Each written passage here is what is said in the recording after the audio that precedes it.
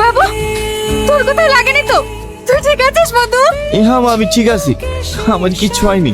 সালমার পেটে লেগেছে, ওর খুব যন্ত্রণা করছে। বোন, সালমা এখন কেমন আছে? আগে খুব যন্ত্রণা করছিল, এখন একটু কমেছে।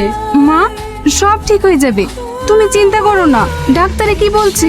ছবি টবি সবই করা হয়ে গিয়েছে, রিপোর্টটা এখনো পাইনি। এখানে সালমার গার্জেন কে আছে?